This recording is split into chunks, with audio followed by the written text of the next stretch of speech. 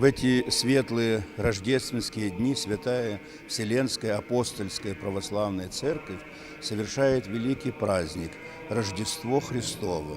Тайна Великого Рождества, она всегда была загадочной и таинственной. Ибо апостол Павел говорил: «Великое благочестие тайна, Бог явился во плоти». Конечно, очень трудно понять, очень трудно уразуметь, как с вершин божества приходит Господь и принимает человеческую плоть. Конечно, Бог Иисус Христос всегда был, есть и будет Богом еще до создания мира. Он говорит: «Юже славу имех, прежде мир не бысть». То есть он говорит о том, что слава была у него у Бога тогда, когда еще не было никакого мира. И вот многие думают, что от Рождества Христова 2015 лет нашей православной церкви. 2015 лет совершилось таинство великое. Бог стал человеком, взял плоть у Марии, Богородицы, и дал ей божественную плоть. Он пришел к нам, стал человеком, чтобы мы были богами, чтобы мы стали причастниками божеского естества, как говорит святой апостол Петр.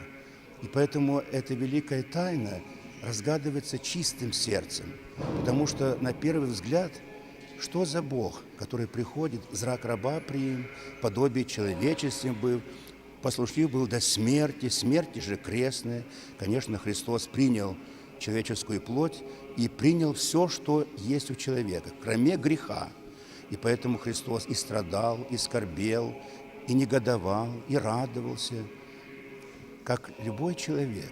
Но по божественной своей природе он всегда был с Богом. Он не страдал, он не переживал. Он был бесстрастным, потому что он всегда есть и был Богом. Но он стал человеком 2015 лет назад, и вот теперь Бога-человек Христос приходит к нам, и это радость великая. И мы с вами знаем, что Вифлеемская пещера – это хлев, это загон для скота в непогоду, ибо не было места в гостинице для Спасителя, Матери Божьей, и поэтому в этом хлеву родился Христос.